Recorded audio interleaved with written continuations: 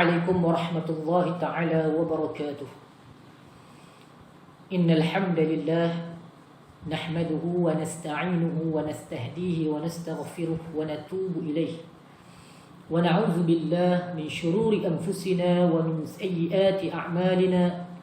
من يهد الله فلا مضل له ومن يضلل فلا هادي له. أشهد أن لا إله إلا الله وحده لا شريك له وأشهد أن سيدنا محمدا عبده ورسوله أرسله الله بشيرا ونذيرا بين يديه الساعة فأدى الأمانة وبلغ الرسالة ونصح الأمة وجاهد في الله حق جهاده. اللهم نصلي ونسلم على حبيبنا وشفيعنا قدوتنا محمد بن عبد الله إمام المتقين وقائد الدعاة المجاهدين وعلى آله وأصحابه ومن تبعهم بإحسان إلى يوم الدين. رب اشرح لي صدري ويسر لي أمري واحلل عقدة من لساني يفقه قولي. وبعد، وقال سبحانه وتعالى: أعوذ بالله من الشيطان الرجيم. بسم الله الرحمن الرحيم. لن ينال الله لحومها ولا دماؤها ولكن يناله التقوى منكم كذلك سخرها لكم لتكبروا الله على ما هداكم وبشر المحسنين. صدق الله العلي العظيم. Yang berusaha Tuan Haji Rozaini bin Ahmad, Pengarah Jabatan Pendidikan Negeri Kedah, seluruh pegawai-pegawai yang terlibat dalam menjayakan program Halaqah Ilmu, seterusnya tuan-tuan, puan-puan, sidang penonton yang saya hormati sekalian. Alhamdulillah, pertamanya pada sama-sama kita merafakkan setinggi-tinggi kesyukuran kehadrat Allah Subhanahu wa taala atas segala limpah kurnia dan nikmat yang tidak terhingga, khususnya pada hari ini kita diberikan kesempatan untuk bersama-sama dalam rancangan Halaqah Ilmu. Semoga medan ini menjadi satu medan untuk kita sama-sama memperingati antara kita. Moga-moga ianya memberikan kebaikan dan juga manfaat untuk kita. Sebagaimana firman Allah Subhanahu wa taala, Bismillahirrahmanirrahim, wa dzakir fa inna dzikra tanfa'ul mu'minin. Shadaqallahul azim. Dan berikanlah peringatan, sesungguhnya peringatan itu memberi manfaat bagi orang-orang yang beriman.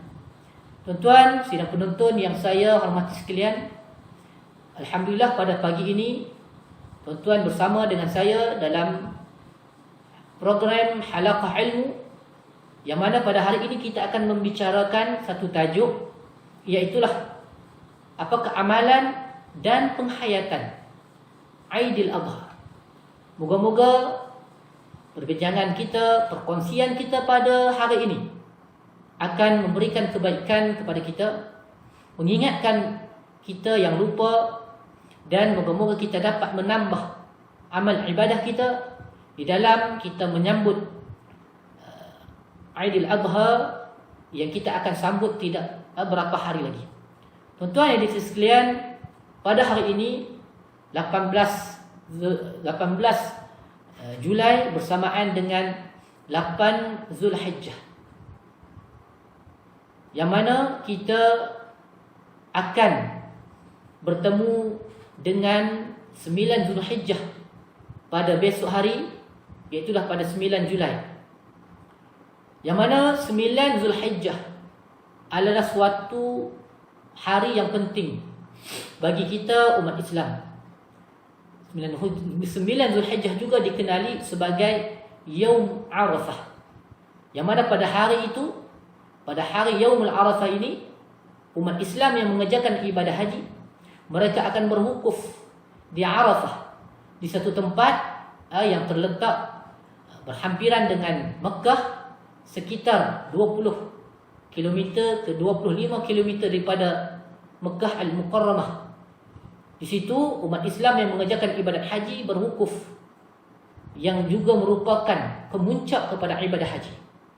Dan wukuf pada hari Arafah adalah merupakan rukun daripada rukun-rukun haji. Hari Arafah adalah merupakan hari yang banyak keistimewaan dan juga amalan-amalan yang dituntut untuk kita lakukan pada hari tersebut. Sebelum kita pergi kepada tajuk kita untuk perbincangan kita lebih jauh tentang penghayatan dan juga amalan-amalan ketika kita menyambut Aidil Adha ini, marilah kita melihat beberapa keistimewaan dan juga amalan-amalan yang kita dapat lakukan pada hari Arafah, Yaumul Arafah. Yang pertama, sabda Nabi SAW, Yaum Arafah wa Yaumun Nahri wa Ayyamut Tashriq Aiduna Ahlul Islam wa hiya ayyamu aklin wa syurbin. Hadis riwayat Abu Daud, At-Tirmizi dan juga An-Nasa'i. Hadis ini menjelaskan kepada kita bahawasanya hari Arafah, hari Nahar, ini hari 10 Zulhijjah, dan Ayyamut Tashriq, hari-hari Tashriq 11, 12 dan 13 Zulhijjah, Aiduna Ahli Islam, merupakan hari raya bagi kita umat Islam. Dan hari-hari itu adalah ayyamu aklin wa syurbin, hari kita makan dan juga minum. Hadis ini menjelaskan kepada kita bahawasanya hari Arafah adalah hari raya, hari kita bergembira, hari kita berhadaya pada hari tersebut. Ini berdasarkan pada hadis Nabi SAW. Oleh kerana itulah, jika kita melihat kepada hadis-hadis Nabi SAW, menjelaskan kepada kita bahawasanya Nabi mula bertakbir Raya Aidil Adha ini bermula pada hari Arafah, iaitu 9 Zulhijjah. Bermula pada subuh hari Zulhijjah, 9 Zulhijjah, Nabi bertakbir subuh, zuhur, asar, sehinggalah pada malam Aidil Adha, itulah malam 10 Zulhijjah. Jadi itu adalah keistimewaan hari Arafah. Bukan sahaja hari wukuf, bahkan ia juga merupakan hari raya bagi umat Islam, sama ada mereka yang mengerjakan haji maupun kita yang tidak mengerjakan haji. Walaupun hari Arafah ini disebut sebagai hari raya bagi kita, tetapi pada hari 9 Zulhijjah ini kita disunatkan berpuasa, sebagaimana terdapat dalam hadis Nabi SAW dan juga satu hadis sahih riwayatkan oleh Imam Muslim. Apabila ditanya kepada Nabi SAW tentang puasa 9 Zulhijjah ataupun puasa Arafah, kata Nabi SAW, yukaffiru as-sanatal madiyah wal baqiyah. Hadis riwayat Imam Muslim. Puasa hari Arafah itu akan menggugurkan, akan menghapuskan dosa-dosa, yakni dosa-dosa kecil setahun yang lalu dan setahun yang akan datang. Puasa Arafah ini dituntut kepada umat Islam yang tidak melaksanakan ibadah haji.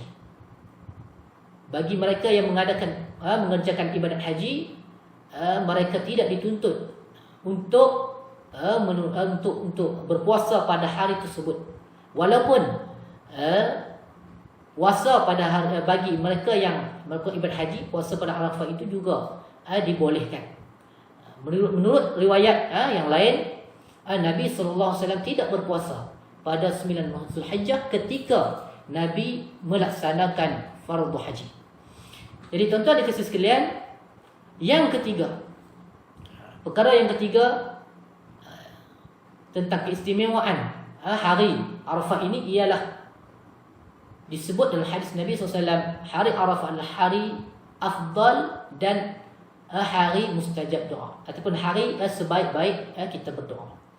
Sabda Nabi SAW, khairud doa doa yaumi Arafah. Dalam riwayat yang lain menyebut afdalud doa doa yaumi Arafah. Wa khairu ma qultu ana wan nabiyyuna min qabli, la ilaha illallah wahdahu la syarika lah, lahul mulku wa lahul hamd wa huwa ala kulli syai'in qadir. Hadis riwayat At-Tirmizi. Dalam hadis ini Nabi SAW menjelaskan kepada kita bahawasanya sebaik-baik doa, dan riwayat menyebut afdal doa adalah doa pada hari Arafah. Bermakna hari Arafah ini adalah hari mustajab doa. Bila kita berdoa, waktu afdal kita berdoa pada hari Arafah adalah ketika mana umat Islam mula berwukuf. Iaitulah pada 9 Zulhijjah,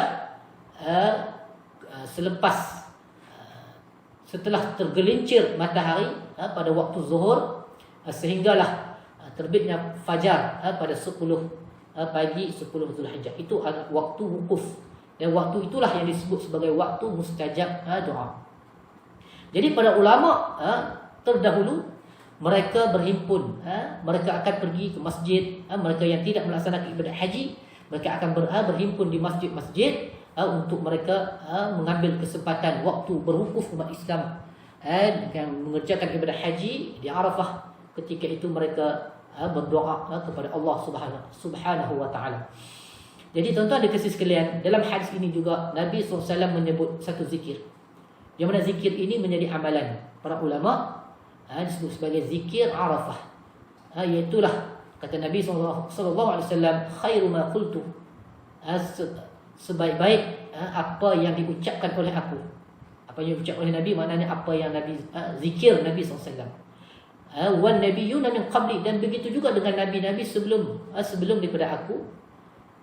La ilaha illallah wahdahu la syarikalah, lahul mulku wa lahul hamd wa huwa ala kulli syai'in qadir. Zikir ini biasa kita zikir selepas daripada solat fardu. Jadi zikir ini adalah zikir yang afdal untuk kita perbanyakkan pada hari Arafah. Jadi sebagai peringatan untuk kita, amalan yang kita lakukan pada hari Arafah, selain daripada kita berpuasa, kita berdoa pada waktu mustajab doa, dan juga kita memperbanyakkan zikir dengan zikir yang disebutkan sebentar tadi. Dan keistimewaan hari Arafah yang keempat ialah hari Arafah adalah hari Allah Subhanahu wa taala membebaskan manusia daripada azab neraka. Sebuah hadis dalam riwayat ini, ma min yawmin aktsara min an yu'tiqa Allahu fihi 'abdan minan nar min yaumi Arafah. Sabda Nabi SAW, tidak ada satu hari yang lebih banyak dibebaskan hamba-hambanya dari api neraka melainkan pada hari Arafah. Hadis riwayat Imam Muslim. Oleh kerana itu juga, marilah pada hari Arafah yang kita akan sambutkan, yang kita akan sambut pada 9 Zulhijjah atau 19 Julai ini, kita banyak berzikir dan juga beristighfar kepada Allah Subhanahu wa taala. Seterusnya tuan-tuan dikasih sekalian, pada malam Aidil Adha.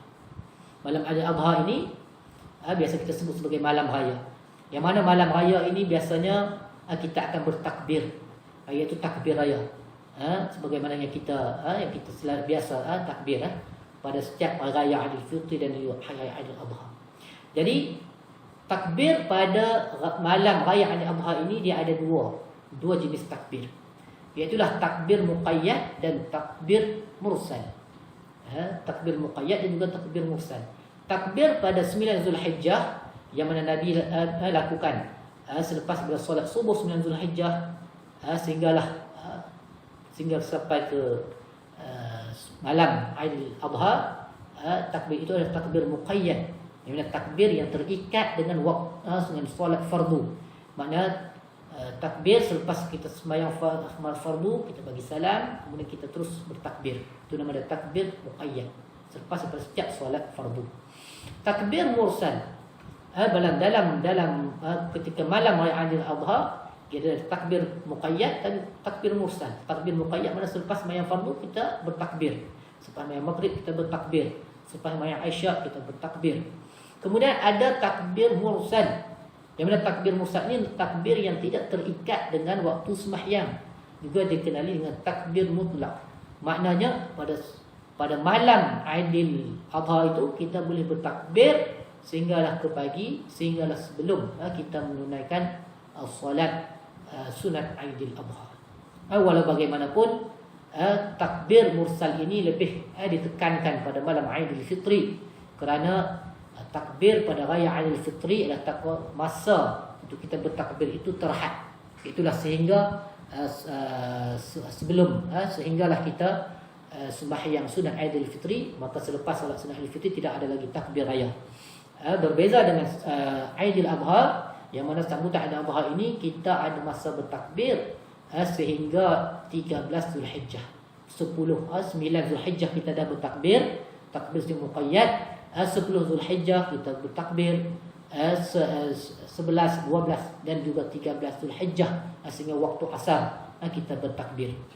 Jadi sabda Nabi sallallahu alaihi wasallam, kana yukabbiru min yaumi Arafah salat al-ghadah wa yaqta'uha salat al-'asr akhir ayyam at-tashrik. Hadis riwayat Al-Hakim dengan sanad yang sahih. Hadis ini menjelaskan bahawasanya Nabi sallallahu alaihi wasallam bertakbir pada hari Arafah. Pada hari Arafah itulah bermula pada salat fardu subuh, salat al-ghadah ataupun salat al-fajr, salat fardu subuh. Dan Nabi berhenti daripada bertakbir pada selepas solat asar. Solat asar itu waktu takbir yang terakhir. Itulah pada ayyam at-tashrik, hari terakhir hari tashrik, itulah hari ke-13. Hari tashrik ada 3, iaitu 11, 12 dan 13. 10 hari Aidil Adha disebut sebagai yaum an-nahr, hari sembelih. Kemudian 11, 12, 13 itu dikenali sebagai yaum at-tashrik. Hari tersebut hari 10 Zulhijjah kita haram berpuasa. Begitu juga 11, 12, 13 hari tashrik juga kita haram berpuasa. Kerana 11, 12, 13 itu masuk hari yang kita hari tashrik, yang mana hari itu kita disunatkan juga untuk kita melakukan ibadat korban. Maka 3 hari tersebut kita bertakbir, takbir raya. Bagaimana cara dia? Cara dia ialah bertakbir secara muqayyad, iaitu takbir setiap kali selepas solat fardu. Maknanya kita tidak boleh bertakbir sewenang-wenang. Maknanya kita boleh takbir, kita tidak boleh takbir suka hati kita bila-bila masa yang kita nak takbir. Tetapi kita hanya ketika selepas daripada sembahyang Aidil Adha, selepas pada itu takbir dia adalah takbir muqayyad. Itu takbir yang terikat dengan solat fardu. Setiap solat fardu kita sehinggalah pada waktu asar hari yang hari ke-13 Zulhijjah. Jadi pada malam Aidil Adha, selain daripada kita bertakbir, maka di sana disebut dalam hadis, man qama lailatai al-aidaini muhtasiban lillah lam yamut qalbuhu yawma tamutul qulub. Hadis riwayat Ibnu Majah. Dalam riwayat lain, man shalla lailatul fitri wal adha lam yamut qalbuhu yawma tamutul qulub. Hadis riwayat At-Tabrani. Hadis ini menjelaskan kepada kita sabda Nabi sallallahu alaihi wasallam, sesiapa yang mendirikan, ini qama mendirikan ini dengan menggunakan solat sunat. Man shalla, siapa yang bersembahyang. Dalam riwayat yang kedua disebut sembahyang. Maknanya pada malam Aidil Adha kita disunatkan untuk kita menunaikan solat sunat. Solat sunat. Sama ada solat sunat taubat, solat sunat tasbih, solat sunat witir, solat sunat hajat, solat sunat mutlak dan sebagainya yang boleh kita lakukan. Kita dituntut untuk menghidupkan malam-malam Aidil Adha, malam raya. Yang Nabi sebut hadis ini lailatai al-aidain, 2 malam hari raya, itulah malam Aidil Fitri dan Aidil Adha. Muhtasiban lillah, siapa yang menghidupkan malam Aidil Adha maupun malam Aidil Fitri dengan solat-solat sunat, dengan amalan-amalan sunat, bukan saja sembahyang, termasuk juga zikir, baca Al-Quran dan sebagainya. Pada 2 malam ni, malam hari raya ini, muhtasiban lillah, semata-mata mengharapkan balasan pahala daripada Allah SWT. Apa dia kebaikan dia, apa dia manfaat dia? Nabi sebut lam yamut qalbuh, tidak akan dimatikan hati dia. Yauma tamutul qulub, hari Allah SWT mematikan hati-hati manusia yang lain. Ulama menjelaskan kepada kita apa maksud hari Allah matikan hati-hati manusia. Hari hati-hati manusia mati, maksudnya ialah hari ketika mana ramai manusia cinta kepada dunia. Manusia hanya mengejar dunia. Manusia hanya berfikir tentang dunia, sehingga mereka lupa kepada akhirat. Mereka lupa kepada mengikuti Allah Subhanahu wa taala. Hari manusia dah tenggelam dengan nikmat dunia, lupa dunia sehingga ingat hanya cinta pada dunia, lupa kepada akhirat. Pada saat itu yang dimaksudkan dengan hati manusia telah mati. Tetapi orang yang menghidupkan 2 malam hari raya ini, Aidilfitri dan malam raya Aidil Adha, mereka ini akan Allah pelihara hati mereka. Mereka tidak dimatikan hati mereka. Maknanya hati mereka itu tidak mati dengan cinta kepada dunia. Baik, itu adalah fadilat malam Aidil Fitri dan malam Aidil Adha. Ini kita nak sebut malam Aidil Adha. Ini antara fadilat dia. Walaupun hadis yang disebut ini hadis yang dhaif, tetapi para ulama menulis kepada kita dalam perkara fadail amal, maka kita boleh menyandarkan amalan-amalan yang kita buat ini dengan hadis-hadis dhaif sebagai suatu rangsangan, sebagai satu targhib untuk kita melakukan dan juga menambahkan amal ibadat kita, menambahkan pahala kita, amal ibadat kita kepada Allah Subhanahu wa taala. Ini adalah beberapa perkara amalan yang kita lakukan pada malam hari raya Aidil Adha. Dan seterusnya pada pagi hari raya Aidil Adha. Ini ada hari raya yang sebenar, itu hari raya Aidil Adha lah, hari kita haram berpuasa, dan pada hari ini juga kita menggunakan solat sunat Aidil Adha. Kalau hari Arafah Nabi sebut hari raya bukan hari raya yang sebenar, tapi sebagai satu majaz. Kenapa? Tidak ada pada hari tersebut kita boleh berpuasa, kita tidak disunatkan untuk menunaikan solat sunat hari raya. Tapi hari 10 Zulhijjah ini adalah hari raya yang sebenar, yang mana kita diharamkan berpuasa, dan hari itu kita disunatkan untuk menunaikan solat sunat Aidil Adha. Pada pagi ini kita disunatkan untuk mandi sunat Aidil Adha. Kalau kita mandi sebelum subuh, maka sebelum subuh kita niat mandi kita sebelum subuh itu niat kita sebagai mandi Aidil Adha. Kerana pagi itu kita dah berada pada pagi Aidil Adha. Kemudian ketika mana kita nak pergi ke masjid ataupun surau untuk menunaikan solat sunat Aidil Adha, maka kita hendaklah berpakaian dengan pakaian yang baru. Bagaimana kita berpakaian baru ketika hari raya Aidil Fitri, maka hari raya Aidil Adha juga kita disuruh untuk berpakaian baru sebagai tanda kesyukuran, sebagai tanda syukur dan gembira kita kepada Allah SWT. Hari ini hari kita nak membesarkan Allah, sebagaimana disebut dalam ayat yang kita baca tadi, kadzalika sakhkharaha lakum litukabbirullaha ala ma hadakum. Bagaimana dalam bulan puasa Allah berfirman walitukmilul iddata walitukabbirullaha ala ma hadakum. Ayat yang saya baca tadi ni merujuk kepada sambutan Aidil Adha ni.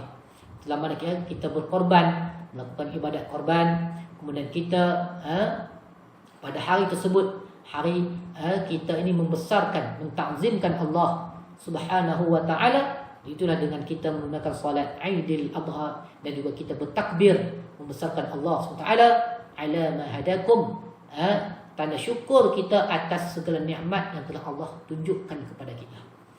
Amalan-amalan kebaikan, bagaimana cara kita beribadah, bagaimana cara kita menyambut hari raya dalam Islam. Ini merupakan petunjuk-petunjuk Allah yang mana kita sebagai tanda kesyukuran kita dengan petunjuk-petunjuk tadi, maka kita mentakzim, membesarkan Allah Subhanahu wa taala. Begitulah maksud daripada ayat yang kita baca tadi. Dalam ketika raya Aidil Fitri, kita disuruh membesarkan Allah SWT ala ma hadakum, atas petunjuk yang telah Allah berikan kepada kamu. Apa dia? Iaitu ibadat puasa yang kita kerjakan. Setelah mana kita telah berjaya, telah berpuasa, melakukan ibadat puasa, maka Allah kata apa? Cukupkan hari puasa, kemudian besarkan Allah SWT. Ini bertakbir, membesarkan Allah. Begitulah Aidil Adha ini kita disuruh untuk litukabbirullah ala ma hadakum, supaya kamu mengagungkan Allah, membesarkan Allah atas petunjuk-petunjuk yang telah Allah berikan kepada kita. Jadi tuan-tuan dikasih sekalian, kemudian pada bagaimana yang saya sebut tadi, pada hari raya Aidil Adha 10 Zulhijjah, kita selepas pada solat Aidil Adha, maka kita akan bertakbir, iaitu takbir muqayyad setiap waktu solat. Setiap waktu solat zuhur, selepas solat zuhur, selepas solat asar, selepas solat maghrib, sehinggalah selepas solat fardu asar. 13 Zulhijjah.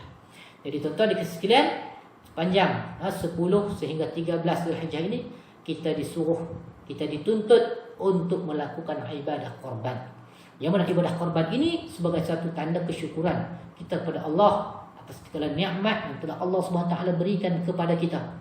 Dan juga sebagai tanda kita ini tidak tamak dengan dunia yang Allah berikan. Nikmat Allah bagi ini kita korbankan. Kalau bahasa Melayu kita korban ni maksud kita bagi benda yang kita sayang. Kalau dalam bahasa Arab asal makna korban itulah qaraba, qurban, ini taqarrub, untuk kita mendekatkan diri kepada Allah. Kita berikan sesuatu yang kita sayang, yang kita miliki dan kita sayang, kita berikan kepada orang lain sebagai suatu cara untuk kita dekatkan diri kita kepada Allah Subhanahu Wa Taala. Maka ketika kita sambut Aidil Adha ini, kita suruh melakukan ibadah korban dengan menyembelih kambing, lembu dan sebagainya, haiwan-haiwan ternakan yang dibenarkan dalam syarak sebagai haiwan ternakan. Mungkin orang kata, bagaimana kami nak berkorban? Sedangkan kami ni orang, mungkin kita orang fakir, dengan orang fakir. Mereka juga nak berkorban, bagaimana? Jadi tuan-tuan, ni mungkin perkara yang agak terpencil, tidak terlalu dibahaskan secara umum. Bagaimana kalau kita baca Sayyidina Ibnu Abbas, begitu juga dengan Sayyidina Bilal bin Rabah. Mereka ini Sayyidina Bilal contohnya, dia seorang yang susah, seorang fakir, tapi dia nak juga berkorban, nak berkorban, yang nak memberikan sesuatu kerana Allah Subhanahu Wa Taala. Maka apa yang dilakukan oleh Bilal? Dia menyembelih ayam. Dia sembelih ayam, bukan dia makan tak, dia sembelih kemudian dia sedekah. Begitu juga dengan Ibnu Abbas. Ibnu Abbas juga dia sering melakukan dia menyembelih ayam pada ketika mana masuk bulan ketika korban ini, orang lain melakukan korban-korban yang kambing, lembu dan sebagainya. Ibnu Abbas disebut dalam riwayat, dia juga menyembelih ayam dan juga sedekahkan kepada orang lain. Itu sebagai tanda kesyukuran. Ini sebenarnya kita tidak mampu. Kita tidak mampu untuk melakukan korban dengan korban lembu, kambing dan sebagainya. Maka kita buatlah semampu kita sebagai tanda kesyukuran kita, sebagai kita nak mendapatkan redha dan rahmat Allah Subhanahu Wa Taala.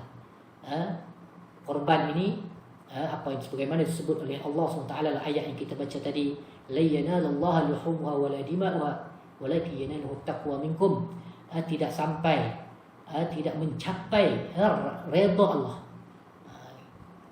tidak mencapai redha Allah SWT semata-mata kerana daging korban ataupun darah korban, yang darah yang mengalir daripada korban, sembelihan korban kita. Walakin yanaluhu taqwa minkum, tetapi yang sebenar-benar yang akan mencapai redha Allah itu adalah takwa daripada kamu, iaitulah ikhlas kamu dalam melakukan ibadah korban. Itu yang Allah nak. Allah tidak berhajat dengan daging korban kita, dengan darah korban kita. Kenapa? Allah Al-Ghani, Allah Maha Kaya.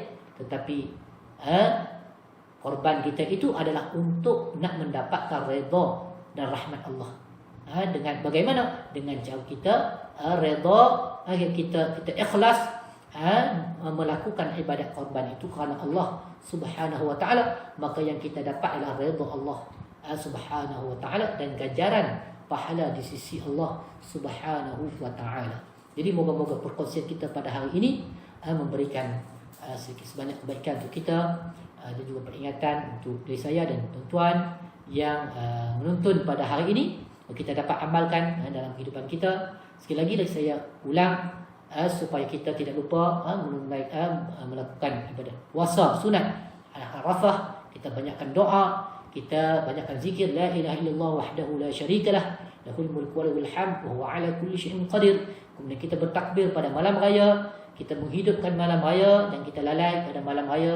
Buatlah sekurang-kurangnya 2 rakaat solat sunat pada malam raya. Kemudian pada pagi raya kita berusahalah untuk kita dapat menunaikan solat Aidil Adha secara berjemaah, sama ada di masjid surau ataupun kita lakukan dengan keluarga kita. Wallahu alam Saya mohon maaf atas salah dan silap. Apa yang baik itu kepada Allah SWT, yang kurang lemah daripada kelemahan dari saya. Moga-moga kita diberikan hidayah dan juga petunjuk oleh Allah Subhanahu wa taala untuk terus melakukan kebaikan. Wallahu a'lam bissawab. Wassalamualaikum warahmatullahi taala wabarakatuh.